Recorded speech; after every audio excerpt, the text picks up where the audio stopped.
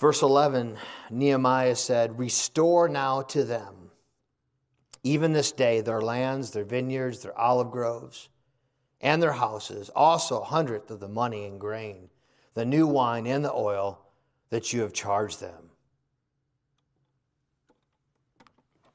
They had violated the very law and the Constitution that they knew very, very well. Exodus 22:25 says, "If you lend money to one of my people among you as poor, you must not act as a creditor to him. You are not to charge him any interest." Deuteronomy 23:19 and 20 says, "Do not charge your brother interest on money, food, or any other type of loan.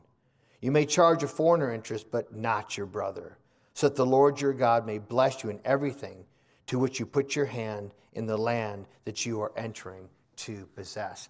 I mean, all these things are built into the wisdom of God himself. He had reasons for the way he said these things. And this was the law of God, right? This was God's law. These were God's words. They would have known these words.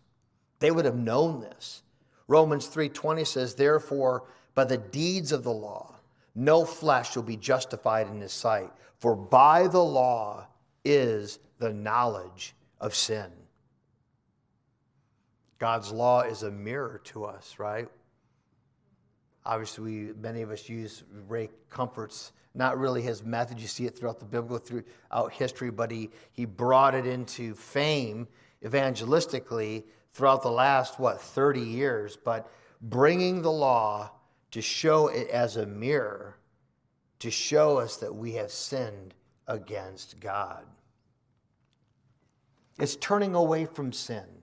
Repentance, is something we should take serious. Not only preaching it to others, but preaching it to ourselves. Nehemiah's leadership demonstrates the importance of holding others accountable to God's standard. Leaders in the church and community should be courageous in addressing injustices and leading by example.